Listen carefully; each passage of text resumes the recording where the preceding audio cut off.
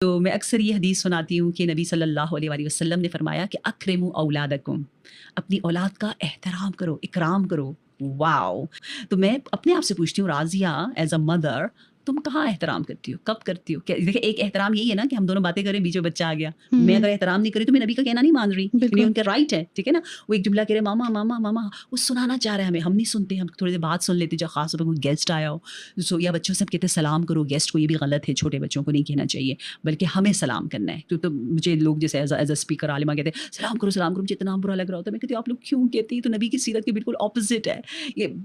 تسلیم علی الصبیان سنتی، نبی فرماتے ہیں کہ میں خود شروع کرتا ہوں، میں سٹارٹ کرتا ہوں گریٹنگ، بچوں کو میں سلام کرتا ہوں، یہ نبی کی سنت ہے.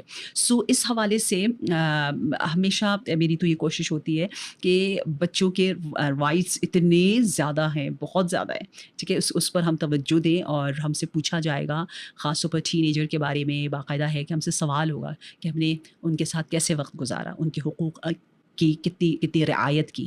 تو میں ایز اے پریچر بھی بہت زیادہ ڈرتی ہوں اور ایز اے مدر بھی بہت زیادہ ڈرتی ہوں.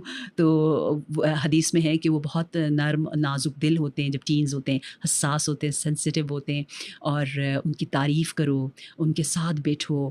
جیسے وہ لوگ جیسے خاص طور پر گرلس میں تو بہت ہوتا ہے نا کہ تم نے اتنا اچھا پہنا ہے، جیسے فرینڈس باتیں نہیں کرتی، پیرنٹس سے بھی کہا اسی طرح کی باتیں کرو.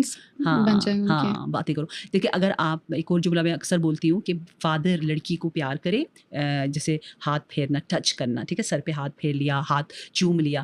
مدر بوائز کو اگر سر چوم رہی ہیں اور مثلا سینے سے لگا رہی ہیں، پیار کر رہی ہیں، محبت کر رہی ہیں، تو وہ بچہ جو ہے وہ باہر پھر بھوکا نہیں ہوتا.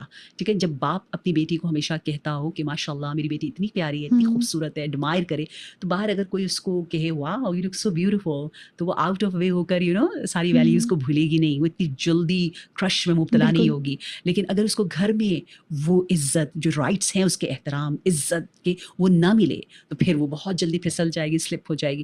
تو اس لیے مدرس سے کہا گیا کہ وہ بوائز کے ساتھ ایک خاص طور پر وہی جو ڈائریکٹ ان کا بیٹھنا، باتیں کرنا. ورنہ آج کل یہ ہوتا ہے کہ مل کے موویز دیکھ لی، ختم. اسلام میں بہت زیادہ حقوق ہیں، تو میں تو اکثر بتاتی رہتی ہوں، وہ ریح الولد من ریح الجنہ جو ہے، بچوں کو سونگنا ثواب، دیکھنا ثواب.